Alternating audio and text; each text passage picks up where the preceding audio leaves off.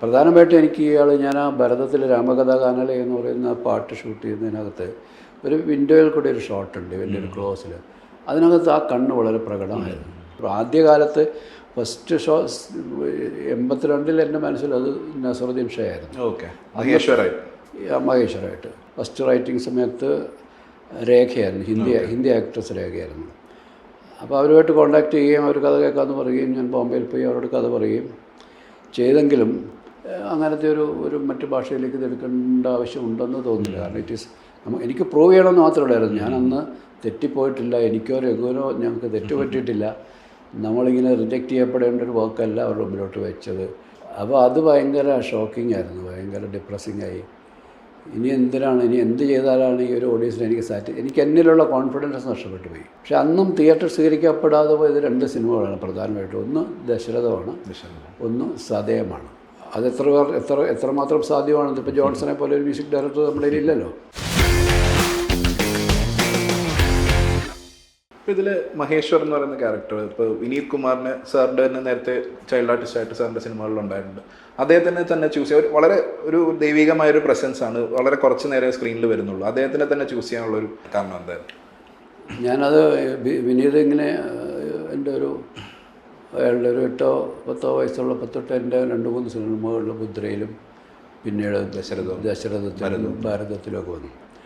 ഇയാളുടെ കണ്ണുകളൊരു വെള്ളാരം കണ്ണാണ്. അപ്പം അതുണ്ടായിരുന്നു. പിന്നെ അവൻ്റെ ഒരു ശരീരരൂപം, ഭാവം, സൗന്ദര്യം, ഇതെല്ലാം നമുക്ക് ഈ ക്യാരക്ടറിലേക്ക് അട്രിബ്യൂട്ട് ചെയ്യുന്നതായിരുന്നു. പ്രധാനമായിട്ടും എനിക്ക് ഞാൻ ആ ഭരതത്തിലെ രാമകഥാഗാനല എന്ന് പറയുന്ന പാട്ട് ഷൂട്ട് ചെയ്യുന്നതിനകത്ത് ഒരു വിൻഡോയിൽ കൂടി ഒരു ഷോട്ടുണ്ട് വലിയൊരു ക്ലോസിൽ. അതിനകത്ത് ആ കണ്ണ് വളരെ പ്രകടമായിരുന്നു. അപ്പോൾ ഇത് പെട്ടെന്ന് ഈ ക്യാരക്ടറിലേക്ക് വരുമ്പോൾ ഇയാൾ അന്ധനാണ് എന്നുള്ളത് കൊണ്ടുകൊണ്ട് തന്നെ ആ അന്ധതയുള്ള ഒരാളുടെ കണ്ണുകൾക്കൊരു പ്രത്യേകത ഉണ്ടാവണമല്ലോ. നമ്മൾ സാധാരണ ഒരു ബ്രൗണോ ബ്ലാക്കോ അല്ലാതെ വേറൊരു രീതിയിലൊരു അത് പെട്ടെന്ന് നമുക്ക് അതിലേക്ക് ഇയാൾ അന്ധനാണ് തോന്നിപ്പിക്കാവുന്നൊരു എലമെൻ്റ് അതിനകത്ത് വർക്ക് ചെയ്യാൻ തോന്നി. അപ്പോൾ പിന്നെ ആ പ്രായം ഒരു വാസ് അബൌട്ട് 21 സമയത്താണ്. അതുകൊണ്ട് എൻ്റെ മനസ്സിൽ നേരത്തെ തൊട്ട് ഇങ്ങനെ ഈ ക്യാരക്ടറിന് വേണ്ടിയിട്ട് എൻ്റെ മനസ്സിൽ നിന്നു. ആദ്യകാലത്ത് ഫസ്റ്റ് ഷോ 82 എൻ്റെ മനസ്സിൽ അത് നസറുദ്ദീൻ ഷാ ആയിരുന്നു. ഓക്കെ, മഹേശ്വരായിട്ട് അന്നത്തെ അദ്ദേഹത്തിൻ്റെ ആ ഒരു പ്രത്യേകിച്ചും മെയിൻ സ്ട്രീം സിനിമയിൽ നിന്ന് മാറി അദ്ദേഹം ചെയ്തുകൊണ്ടിരുന്ന സിനിമകളുണ്ടല്ലോ. അപ്പം അത്തരം സിനിമകളൊക്കെ ഒരുപാട് കണ്ടുകൊണ്ടിരുന്നൊരു കാലമായിരുന്നു. അപ്പം നമുക്ക് വളരെ ആക്ടർ എന്ന നിലയിലുമുണ്ട് ഒരു അയാളുടെ അത് തന്നെ. പിന്നെ അയാളുടെ രൂപം, ഇതുപോലെ ഒരു മെലിഞ്ഞൊരു മനുഷ്യൻ എന്നൊക്കെ പറയുന്നത്, അതൊക്കെ കൂടെ അങ്ങനെയാണ് അയാൾ നസറുദ്ദീൻ ഷാ എന്ന് പറയുന്ന ആക്ടർ നമ്മുടെ മനസ്സിൽ അന്ന് കയറിയത്. ഇപ്പോഴേക്ക് എത്തുമ്പോഴത്തേക്കും പെട്ടെന്ന് ഇവനിലേക്കാണ് അതെനിക്ക് രണ്ടാമത് വിനീതിലേക്കാണ് എൻ്റെ ഒരു ചിന്ത പോയത്. ജയപ്രദയും ഇതിൽ വളരെ ഇമ്പോർട്ടൻ്റ് ആയിട്ടുള്ളൊരു വേഷമാണ് ചെയ്യുന്നത്. അത് ആ പ്രായത്തിലുള്ള ഒരാൾ തന്നെ ചെയ്യണം. അത് വളരെ ഡിഫിക്കൽട്ടായിരുന്നൊരു ചോയ്സ് ആയിരുന്നിരിക്കും ആ സമയത്ത്. അങ്ങനെ ഒരു അലീന എന്ന് പറഞ്ഞൊരു ക്യാരക്ടറിനെ ഉണ്ടാക്കിയെടുക്കാൻ ജയപ്രദ മാമിലേക്ക് എങ്ങനെയാണ് എത്തിയത് സാർ? അവരായിരുന്നു ആദ്യത്തെ ചോയ്സ്? ആദ്യം നമ്മൾ രേഖയായിരുന്നു.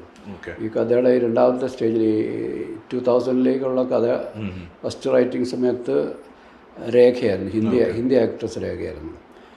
അപ്പോൾ അവരുമായിട്ട് കോൺടാക്ട് ചെയ്യുകയും അവർ കഥ കേൾക്കാമെന്ന് പറയുകയും ഞാൻ ബോംബെയിൽ പോയി അവരോട് കഥ പറയുകയും ചെയ്തെങ്കിലും അവരുടെ മറ്റ് കണ്ടീഷൻസ് ഉണ്ട്. സിനിമയ്ക്കപ്പുറത്തുള്ള അവരുടെ വർക്കിംഗ് ടൈമിനെ പറ്റിയൊക്കെയുള്ള ചില കാര്യങ്ങളുണ്ട്. ഒരു നൈറ്റ് ഷൂട്ടില്ല, 9 to 6 വർക്ക് ചെയ്യത്തുള്ളൂ എന്നൊക്കെ പറയുമ്പോൾ നമുക്കത് ഇവിടുത്തെ നമ്മുടെ ഒരു വർക്കിംഗ് കണ്ടീഷനിൽ ബോംബെയിലൊക്കെ അത് സാധ്യമാവും. നൈറ്റ് സീൻസിനൊക്കെ വേണ്ടി അവർ ഫുൾ വേണമെങ്കിൽ സെറ്റ് ഇടും. നമുക്കത് പറ്റില്ലല്ലോ. ഊട്ടിയിലെ ആ രാത്രി സീക്വൻസ് ഉണ്ടല്ലോ, ഈ പ്രത്യേകിച്ച് ക്ലൈമാക്സിലെ സീക്വൻസൊക്കെ അത് നമുക്ക് നമ്മുടെ ഇവിടുത്തെ ഒരു വർക്കിംഗ് കണ്ടീഷനുമായിട്ട് ചേർന്ന് പോകാത്തപ്പോൾ പിന്നെ നമ്മളതിനെപ്പറ്റി ചിന്തിച്ചില്ല. അത് വലിയ ബുദ്ധിമുട്ടാവുമെന്ന് തോന്നി. അപ്പോൾ അടുത്ത ഓപ്ഷനാണ് നമ്മൾ ജയപ്രദയിലേക്ക് എത്തിയത്. ജയപ്രദയും ഞാൻ നേരിട്ട് പോയി ഹൈദരാബാദിൽ പോയി കണ്ടു. കഥ പറഞ്ഞപ്പോഴേ അവർ അക്സെപ്റ്റ് ചെയ്തു. അവർ വളരെ വളരെ താല്പര്യത്തോടുകൂടി അവരപ്പം തന്നെ, വേറെ ഒന്നും കൺഫ്യൂഷനില്ല അവർക്ക്. എന്താണ് സാർ ജയപ്രദയിലേക്ക് പോകാനുള്ള ഒരു കാരണം? അവരുടെ സൗന്ദര്യമാണ് പ്രധാനമായിട്ട്. ആ പ്രായവും ആ പ്രായത്തിൽ ഇതേപോലെ രേഖയ്ക്കും അത് തന്നെയായിരുന്നു ക്വാളിറ്റി. രേഖയെ നമ്മളൊരു എപ്പോഴും നമ്മുടെ ഒരു സൗന്ദര്യ സങ്കല്പത്തിൽ രേഖയെപ്പോൾ ഒരാൾ ഈ പ്രായത്തിലും അതേ സൗന്ദര്യം നിലനിർത്തുന്നു എന്ന് പറയുന്ന പോലെയാണ് ജയപ്രദയുടെ കാര്യത്തിൽ. ജയപ്രദയെ അതിനു മുമ്പ് ഞാൻ നേരിൽ കാണുന്നത് ഞാനൊരു 80s ആ സമയത്തൊക്കെ ഞാൻ അസിസ്റ്റൻ്റ് ഡയറക്ടർ അയക്കുന്ന സമയത്ത് അവർ ഞാൻ ഒരു സ്റ്റുഡിയോയിൽ അവിടെ പ്രസാദ് സ്റ്റുഡിയോയിൽ ഒരു ഡബ്ബിങ് അറ്റൻഡ് ചെയ്തുകൊണ്ടിരിക്കുമ്പോൾ അവിടെ ഒരു ഷൂട്ട് നടപ്പില്ല. അപ്പം അന്ന് നമ്മൾ അസിസ്റ്റൻ്റ് ഡയറക്ടറൊക്കെ അവിടെ ഇതൊക്കെ കാണാനൊരു താല്പര്യമുണ്ട്, തുടക്കക്കാരാണ്. അപ്പോൾ അവിടെ ഒരു തെലുങ്ക് പടത്തിൻ്റെ പാട്ട് ഷൂട്ട് ചെയ്യുന്നുണ്ട്. അപ്പോൾ ഞാനത് പോയി കണ്ടു നിന്നപ്പോൾ ഭയങ്കര ഭംഗിയുള്ള സുന്ദരിയായിട്ടുള്ളൊരു സ്ത്രീയാണ്. അന്ന് അവർക്കൊരു ഷി മസ്റ്റ് ബി അറൗണ്ട് 20-21 ഉള്ള പ്രായമായിരിക്കാം. അപ്പോൾ അതിങ്ങനെ മനസ്സിൽ കിടപ്പുണ്ട്. പിന്നെ അവരെ പല സിനിമകളിലും നമ്മൾ തെലുങ്ക് സിനിമകളും തമിഴ് സിനിമകളിലൊക്കെ കണ്ടിട്ടുണ്ട്. അപ്പോൾ ഇതൊരു മറ്റൊരു സൗന്ദര്യ സങ്കല്പമായിട്ട് നമ്മുടെ ഉള്ളിൽ നിൽപ്പുണ്ട്. അപ്പോൾ അടുത്ത ചോയ്സ് അതിലേക്കാണ് പോയത്. രേഖ എന്ന് പറയുന്നത് കുറേ കൂടെ മുകളിൽ നമുക്ക് നമ്മൾ കുറേ സിനിമകൾ കണ്ടും നേരിട്ട് കണ്ടിട്ടില്ലെങ്കിൽ പോലും ഇത് അടുത്ത ഓപ്ഷൻ വേറെ കൺഫ്യൂഷൻ ഉണ്ടായിരുന്നില്ല, ഇതിലേക്ക് തന്നെ എത്തുമായിരുന്നു. സാർ ഇപ്പോൾ പറഞ്ഞല്ലോ, ഇപ്പം ഈ സിനിമ നേരത്തെ പല ഇൻ്റർവ്യൂസിൽ പറഞ്ഞു, ഇപ്പോൾ ഈ സിനിമ റിലീസ് ചെയ്യാൻ സാധ്യതയില്ലായിരുന്നെങ്കിൽ ഒന്ന് റീമേക്ക് ചെയ്യാനോ അല്ലെങ്കിൽ ഒന്നുകൂടെ ചെയ്യാനോ ആഗ്രഹം. ഇപ്പോഴത്തെ ഒരു കാലഘട്ടത്തിലാണ് സാർ ഈ ഒരു കഥ പ്രസൻറ്റ് ചെയ്യുന്നുണ്ടെങ്കിൽ സാറിൻ്റെ മനസ്സിലൊരു ഇപ്പോഴത്തെ ഒരു കാസ്റ്റ് ഉണ്ടെങ്കിൽ ഒന്ന് പറയാം, ഒരു കൗതുകത്തിൻ്റെ പുറത്ത് ചോദിക്കും. ഇല്ല, ഇപ്പോൾ അങ്ങനെയൊന്നും അത്ര അതിലേക്ക് ചിന്തിച്ചില്ല. ഞാനത് ചെയ്യുമായിരുന്നെങ്കിൽ ചെയ്യാൻ ഇതിനു മുമ്പത്തെ ഈ ഫൈനൽ വേർഷൻ അല്ലാത്ത 2 വേർഷനുണ്ട്, അതിലേതെങ്കിലും ഒരു വേർഷനായിരിക്കും ചെയ്യുക. അതെ, അതിനകത്ത് 2 രീതിയിൽ അതിനെ അപ്രോച്ച് ചെയ്യും. ആദ്യത്തേതിന് കുറച്ചുകൂടെ ഒരു ഹൊറർ എലമെൻ്റ് കൂടുതൽ വർക്ക് ചെയ്യാൻ പോകണം. കാരണം റോമൻ എന്നൊക്കെ പറയുന്ന പോലെ ഒരു കുട്ടി മാത്രമേ ഈ രാത്രി ഇങ്ങനെ ഒരു ഫിയർ അവനെ ഭയം ബാധിച്ചിട്ടുണ്ട്. ആ ഭയം ഓഡിയൻസിലേക്ക് കിട്ടിയാൽ അത് വർക്കാവത്തുള്ളൂ. അപ്പോൾ അങ്ങനെ ഒരു എലമെൻ്റാണ് അതിനകത്ത് വർക്ക് ചെയ്യാൻ സാധ്യത. രണ്ടാമത് നമുക്ക് കുറച്ചും കൂടെ മ്യൂസിക്കലും ഫണ്ണും കാര്യങ്ങളൊക്കെ ആയിട്ടുള്ളൊരു ലെവലിൽ വർക്ക് ചെയ്യണം. അതും എനിക്ക് കഴിയുന്നതും പുതിയ ആൾക്കാരെ വെച്ച് തന്നെ ചെയ്യണമെന്നായിരുന്നു അതൊന്നും. ഇപ്പോൾ ഇനി ചെയ്യുകയാണെങ്കിൽ അങ്ങനെ തന്നെ ചെയ്യണമെന്ന് ആഗ്രഹം. ഈ വേർഷനെക്കുറിച്ച് ഞാനിപ്പോൾ ചിന്തിച്ചില്ല. ഇനിയിപ്പം അങ്ങനത്തെ ഒരു മറ്റു ഭാഷയിലേക്ക് ഇത് എടുക്കേണ്ട ആവശ്യമുണ്ടെന്ന് തോന്നുന്നില്ല. കാരണം എനിക്ക് പ്രൂവ് ചെയ്യണമെന്ന് മാത്രമേ ഉള്ളായിരുന്നു. ഞാനന്ന് തെറ്റിപ്പോയിട്ടില്ല, എനിക്കോ രഘുവിനോ ഞങ്ങൾക്ക് തെറ്റ് പറ്റിയിട്ടില്ല. നമ്മളിങ്ങനെ റിജക്റ്റ് ചെയ്യപ്പെടേണ്ട ഒരു വർക്കല്ല അവരുടെ മുമ്പിലോട്ട് വെച്ചത്. ഇത്രമാത്രം നിഷ്കരണമായിട്ട് തള്ളിക്കളയേണ്ട ഒരു സിനിമയായിരുന്നില്ല അത് പ്രൂവ് ചെയ്യണം. കാരണം അത്രമാത്രം നമ്മളെ ഹേർട്ട് ചെയ്തത്. അപ്പോൾ അത് ഐ ഹാവ് ടു പ്രൂവ്. അതിന് വേണ്ടിയിട്ടാണ് രണ്ടാമത് വീണ്ടും ഒരു സിനിമ പരാജയപ്പെട്ട ഒരു സിനിമ വീണ്ടും മലയാളത്തിലെടുക്കാനായാലും മുന്നോട്ട് വരത്തില്ലല്ലോ. വേറെ ഏതെങ്കിലും ഭാഷയിൽ ആരെങ്കിലും ഒരു പ്രൊഡ്യൂസറെ കൺവിൻസ് ചെയ്തിട്ട് ചെയ്ത് കൊടുക്കാമെന്ന് വിചാരിക്കുകയായിരുന്നു. ഇപ്പോൾ അതിൻ്റെ ആവശ്യം ഇല്ലല്ലോ. ഇനിയിപ്പം ഇതിൻ്റെ റീമേക്കോ കാര്യങ്ങളൊക്കെ ആയിട്ട് ഇപ്പോൾ ഇത്രയും ഒരു വലിയ സ്വീകാര്യത ഇതിവിടെ വരുമ്പോൾ അത് എല്ലായിടത്തും ചർച്ച ചെയ്യപ്പെടില്ല. മറ്റു ഇൻഡസ്ട്രി അതെ, അത് ഇപ്പോൾ ഈ സക്സസ് വരുമ്പോൾ ഒരുപാട് പേര് കൂടെ വരുമല്ലോ, ഒരുപാട് പേര് ഇതിൻ്റെ പുറകെ സഞ്ചരിക്കും. അപ്പോൾ അങ്ങനെ ഒരു ഇപ്പോൾ ഉണ്ടായ ഈ സക്സസ്സിനെ മറ്റ് ഇൻഡസ്ട്രിക്കാരും കാണുന്നുണ്ടാവുമല്ലോ. അപ്പോൾ അവർ അങ്ങനെ ഒരു ഓപ്പർച്യൂണിറ്റി വരികയാണെങ്കിൽ ഒരു റീമേക്ക് ചെയ്യാനും സന്തോഷമുണ്ട്. കാരണം വളരെ ക്ലോസ് ടു മൈ ഹാർട്ട് ഈ സബ്ജക്റ്റ് എന്ന് പറയുന്നത്. ഇതിൽ ഏത് വേർഷനാണ് ഇപ്പോൾ സാറിൻ്റെ ഏറ്റവും മറ്റേ കുട്ടിയുടെ വേർഷനാണോ അതോ ലവേഴ്സിൻ്റെ വേർഷനാണോ, ഏതാണ് സാറിന് ഇപ്പോൾ? എനിക്ക് കുട്ടിയുടെ വേർഷൻ തന്നെയാണ്. കാരണം കുട്ടിയുടെ വേർഷൻ ഈസ് യുണീക്ക്. അത് അങ്ങനെ ഒന്നും വന്നിട്ടില്ല. പിന്നെ നമ്മൾ ആദ്യം കൺസീവ് അപ്പോൾ നമ്മൾ ആദ്യം കാണുന്ന സ്വപ്നങ്ങൾ കുറച്ചും കൂടെ ഭംഗിയുണ്ടാവുമല്ലോ. സാറിൻ്റെ മനസ്സിൽ തന്നെ രൂപപ്പെട്ട ഐഡിയ ആണോ അത് രഘുനാഥ് സാർ കൊണ്ടുവന്നത്? അല്ല, ജിജോയുടെ സഹോദരൻ ജോസ് പുന്നൂസ് ഉണ്ട്. എൻ്റെ ആദ്യത്തെ സിനിമയ്ക്ക് വേണ്ടി കഥകൾ ഇങ്ങനെ അന്വേഷിക്കുകയായിരുന്നു ഞാൻ. അവരെൻ്റെ അടുത്ത് ആദ്യത്തെ സിനിമ അവരുടെ പ്രോജക്റ്റ് ഓഫർ ചെയ്തപ്പോൾ ഞാൻ അതിനുവേണ്ടി കുറേ എന്തെങ്കിലും ഒരു കഥയുണ്ടായിരുന്നു, അതും എഴുതാൻ പറഞ്ഞു. ഞാൻ എഴുതി വന്നപ്പോൾ എനിക്കത് കോൺഫിഡൻസ് ഇല്ലാതെ അത് മാറ്റി. പിന്നെ പ്രിയദർശൻ്റെ 1-2 കഥകൾ, പ്രിയദർശൻ ആ കാലത്ത് എൻ്റെ കൂടെ അവിടെ വർക്ക് ചെയ്തിരുന്നു. അപ്പോൾ പ്രിയൻ്റെ 1-2 കഥകളൊക്കെ ചോദിച്ചിട്ട് അതും അവിടെ വർക്കായില്ല. പിന്നെ ഒരു ആദ്യത്തെ സിനിമയ്ക്ക് പറ്റുന്ന അങ്ങനെ നമ്മളെപ്പോഴും ആദ്യ സിനിമ ചെയ്യുമ്പോൾ അതിനൊരു നമ്മുടെ ഒരു പ്രസൻസ് നമ്മൾ ഫീൽ ചെയ്യിപ്പിക്കണമല്ലോ. അല്ലാതെ വെറുതെ ഒരു റാൻഡം ഒരു സിനിമ ചെയ്യുകയല്ലല്ലോ. നമ്മളെ ഒരു ബ്രാൻഡ് അവിടെ സിഗ്നേച്ചർ അവിടെ ഉണ്ടാവണം. അപ്പോൾ അതിനും പറ്റിയൊരു കഥയിലുള്ള അന്വേഷണത്തിലാണ് ഇതിലേക്ക് ജോസാണിത് പറയുന്നത്. ജോസിന് ഇത് എവിടെയോ വായിച്ചു കേട്ട, എനിക്കൊന്ന് റേഡിയസ് ഡൈജസ്റ്റിൽ എവിടെയോ വായിച്ചു കേട്ടതായിരിക്കും, എനിക്ക് എൻ്റെ ക്ലാരിറ്റി ഇല്ലാതെ. അതിനൊരു ഐഡിയ മാത്രം, ഒരു സ്കെൽറ്റൻ ഒരു കുട്ടി എന്ന് പറയുന്നൊരു കൺസെപ്റ്റാണ് പറഞ്ഞത്. അവിടെ നിന്നാണ് പക്ഷേ സ്കെൽറ്റൻ ആദ്യം മുതലേ ഉണ്ട്, ഉണ്ട്. അത് കഴിഞ്ഞിട്ട് പിന്നെ അത് എഴുതുക എന്നുള്ളതിൻ്റെ ഒരു പ്രോസസ്സിലേക്കാണ് ചിന്ത വന്നത്. അപ്പം ഞാനാണ് പറഞ്ഞത് പത്മനാഭൻ സാർ എഴുതിയ സന്തോഷമായിരുന്നു പറയുമ്പം പത്മനാഭൻ സാറിനെ പോയി അവരന്വേഷിച്ചപ്പോഴത്തേക്ക് അദ്ദേഹത്തിൻ്റെ തിരക്കുകൊണ്ട് അത് പറ്റിയില്ല. അദ്ദേഹത്തിനൊരു കഥയൊന്നും പറഞ്ഞില്ല, ഒരു പ്രോജക്റ്റ് നമുക്ക് വേണ്ടി എഴുതാമെന്ന് ചോദിച്ചപ്പോഴത്തേക്ക് അദ്ദേഹം സമയം ഇല്ലായ്മ കൊണ്ട് നടന്നില്ല. അങ്ങനെയാണ് രഘു വരുന്നത്. രഘുവിനെ പണ്ട് ഇവർ ഈ യങ് ടാലൻസിനെയൊക്കെ പ്രത്യേകിച്ച് റൈറ്റിംഗ് ഏരിയയിൽ പല ടാലൻസിനെയൊക്കെ അന്വേഷിച്ചിട്ടുള്ള ഒരു ക്യാമ്പയിൻ നടത്തി. ഇതിനകത്തുനിന്ന് രഘു ഷോർട്ട് ലിസ്റ്റഡ് ആയിരുന്നു. ഇത് മൈ ഡിയർ കുട്ടിച്ചാത്തന് മുമ്പ്, ഇതിനു മുമ്പ്. ഇത് മൈ ഡിയർ കുട്ടിച്ചാത്തന് 84-ലാണല്ലോ, ഇത് 82-ലാണ്. അതായത് പടയോട്ടം കഴിഞ്ഞ നെക്സ്റ്റ് പ്രോജക്റ്റാണ്. പടയോട്ടത്തിൻ്റെ ഞാൻ അതിൻ്റെ ചീഫ് അസോസിയേറ്റ് ഡയറക്ടറായിരുന്നു. അപ്പോൾ അത് കഴിഞ്ഞപ്പോൾ ആ പടം കംപ്ലീറ്റ് ചെയ്തതിന് മുമ്പ് തന്നെ അടുത്ത പടം ചെയ്യാനുള്ള ഓഫർ വന്നു. അതിൻ്റെ ഒരു പോസ്റ്റ് പ്രൊഡക്ഷൻ വർക്ക് നടക്കുമ്പോൾ തന്നെ അടുത്ത സിനിമ ചെയ്യുമെന്ന് പറഞ്ഞ് വന്നു. അപ്പോൾ ഞാൻ അപ്പം തൊട്ട് ഞാൻ കഥ അന്വേഷണം നടക്കുകയാണ്.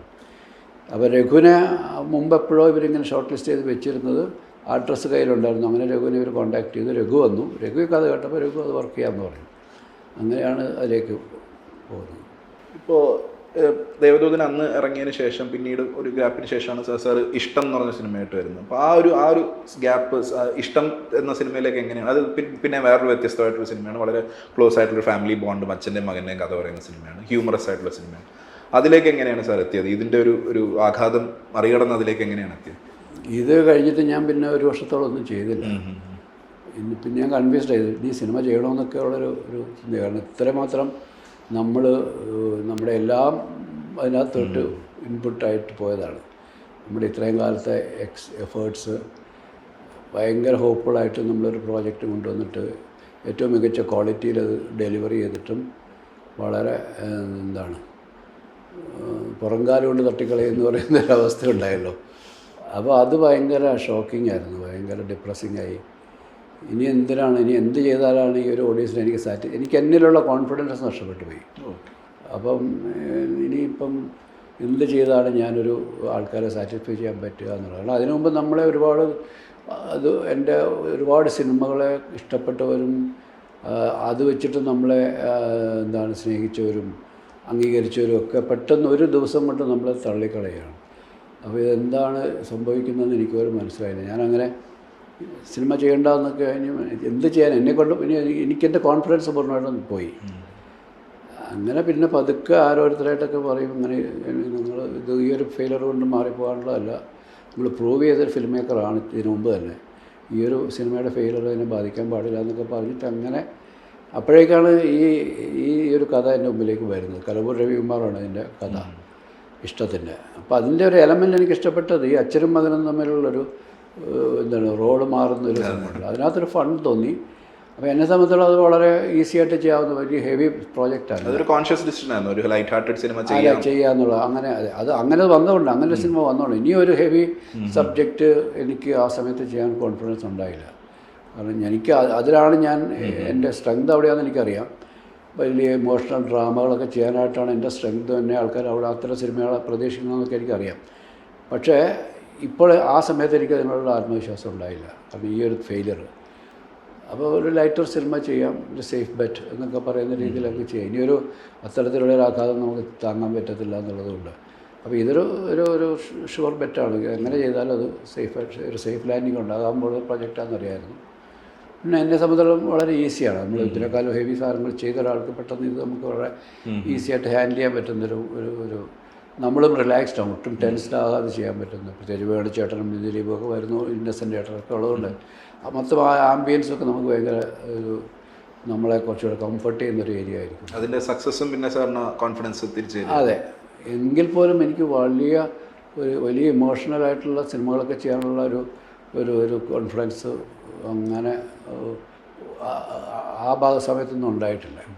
ഇപ്പോൾ സാറ് തന്നെ വർക്ക് ചെയ്ത ഒരു ഭാഗമായ വേറൊരു സിനിമ കൂടി ഇപ്പോൾ റിലീസ് ചെയ്യാണ്, മണിച്ചിത്രത്താഴ് എന്ന് പറയുന്ന സിനിമ.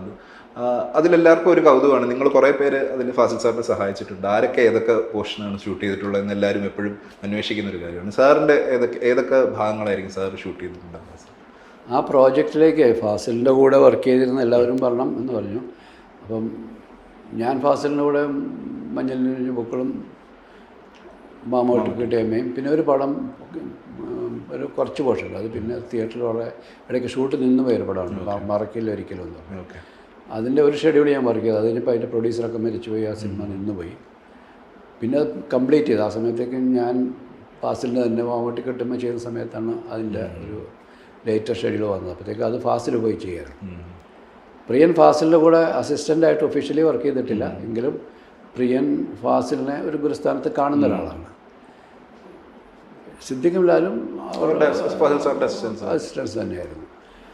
അപ്പോൾ ഫാസിൽ ഇങ്ങനെ ഈ ഇത്രയും വലിയൊരു പ്രോജക്റ്റ് ആയതുകൊണ്ടും ഒരുപാട് ആക്ടേഴ്സും ഒരുപാട് സീക്വൻസും ഹെവി ഒക്കെയാണ് ഫാസിലപ്പം ഞങ്ങളെല്ലാവരും അതിനകത്ത് ഓരോ ഭാഗങ്ങൾ ചെയ്താൽ അദ്ദേഹത്തിനൊരു ഹെൽപ്പാകും. കാരണം അല്ലെങ്കിൽ ഒരുപാട് ദിവസം ഷൂട്ടിങ്ങിന് എടുക്കും, ഒരുപാട് ആർട്ടിസ്റ്റുകൾ വെറുതെ ഇരിക്കേണ്ടി വരും എന്നൊക്കെ പറഞ്ഞപ്പോൾ അങ്ങനത്തെ ചില പ്രായോഗികമായ സാഹചര്യങ്ങളുണ്ടായിരുന്നു. പിന്നെ എല്ലാവരും കൂടെ ചേർന്ന് ഇതൊരു ഫാസിലിനെ സംബന്ധിച്ചിടത്തോളം ഫാസിലിൻ്റെ ഒരു ഏറ്റവും വലിയ പ്രോജക്റ്റായിട്ടാണ് ഫാസിൽ അതിനെ കണ്ടത്.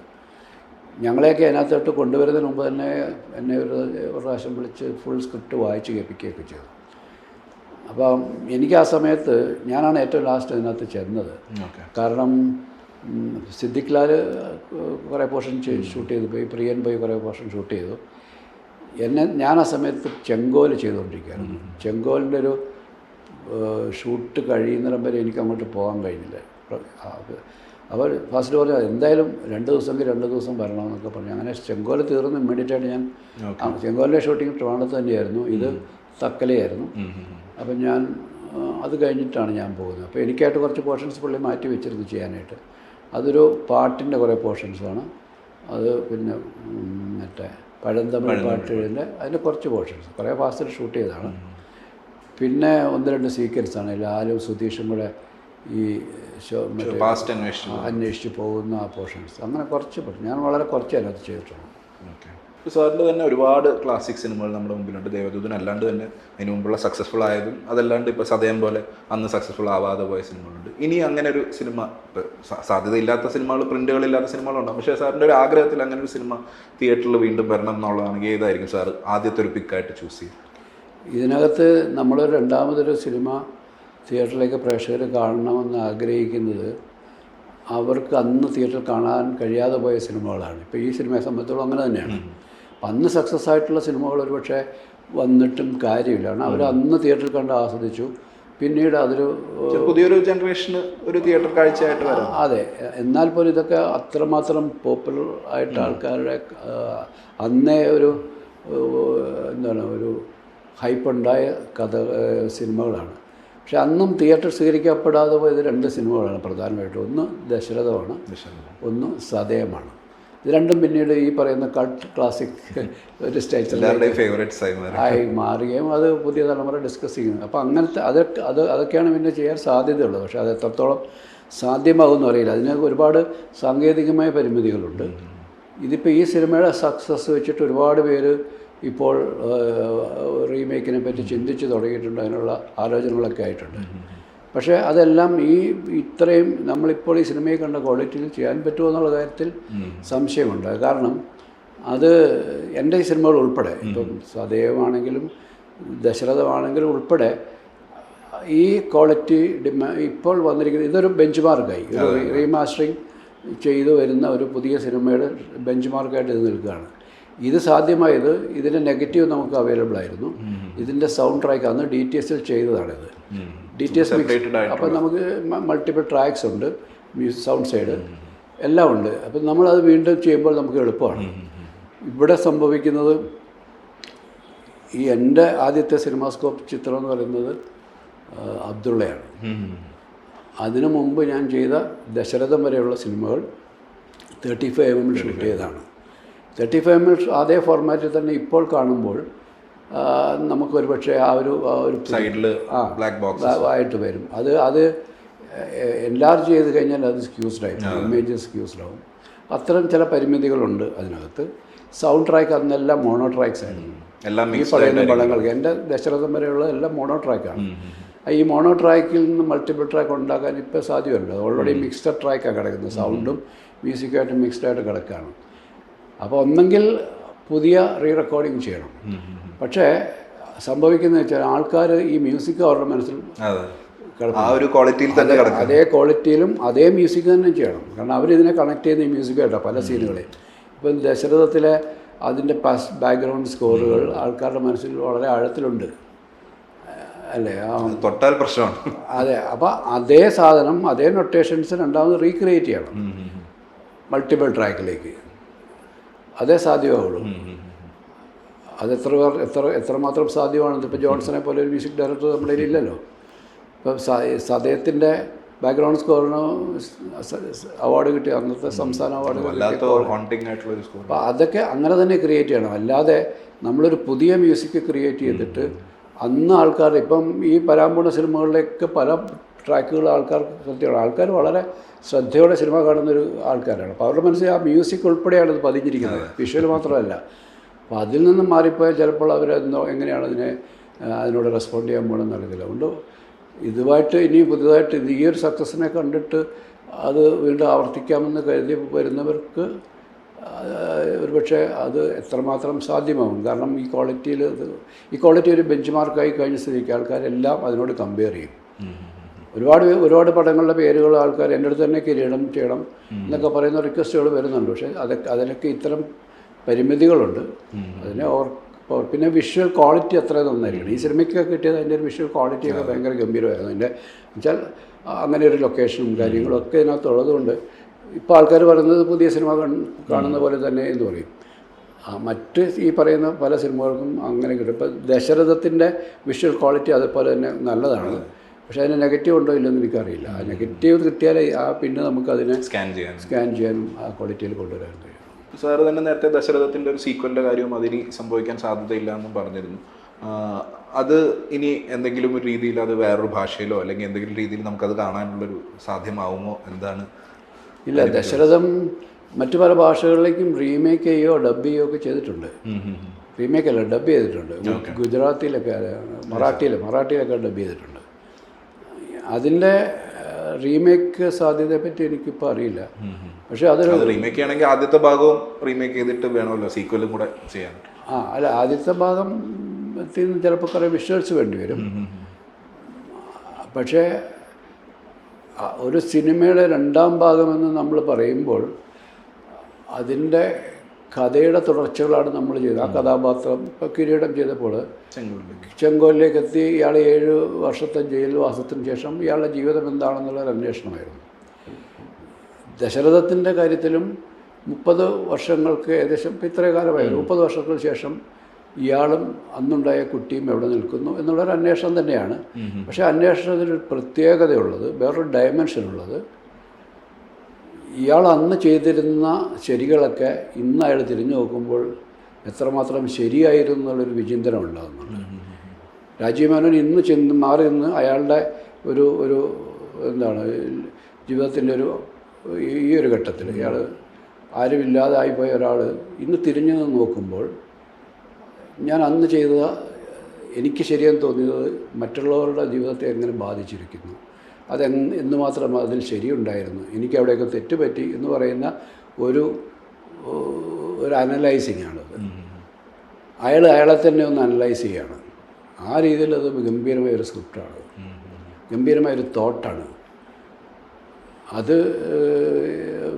സാധ്യമാകാൻ ഇനി അറിയില്ല. അത് ഇനിയിപ്പോഴത്തെ ഇറ്റ്സ് ടു ലേറ്റ്. നമ്മളത് ആലോചിച്ച സമയത്ത് അതിപ്പോൾ ഒരു 8 വർഷം മുമ്പാണ് അതിൻ്റെ ഒരു തോട്ട് വന്നത്.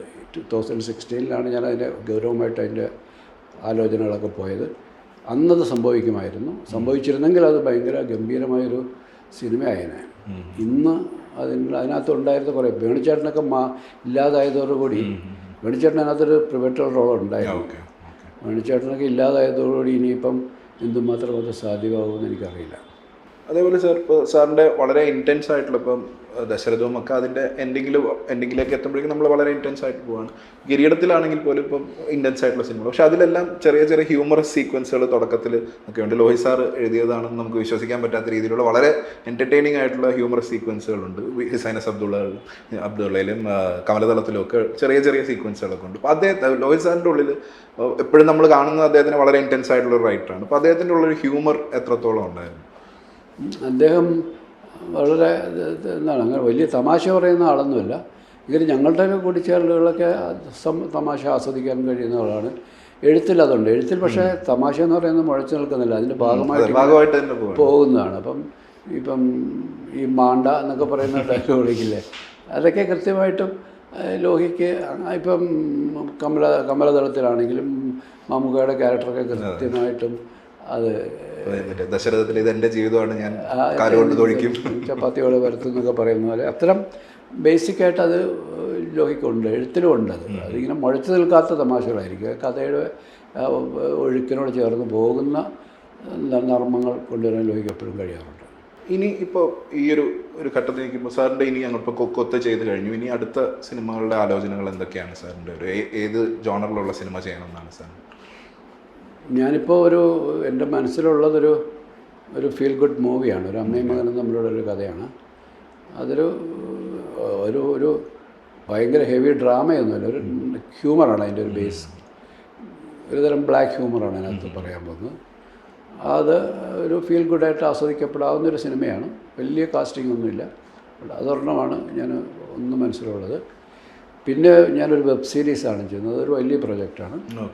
അതൊരു ഒരു പീരിയഡ് സ്റ്റോറിയാണ്. അതാണിപ്പോൾ ഞാൻ അതിൻ്റെ പണിയിലാണ് ഞാനിപ്പോൾ ഇരിക്കുന്നത്. അപ്പം thank you so much sir. Congratulations once again. ഒരുപാട് സന്തോഷം സംസാരിക്കാൻ. സന്തോഷം.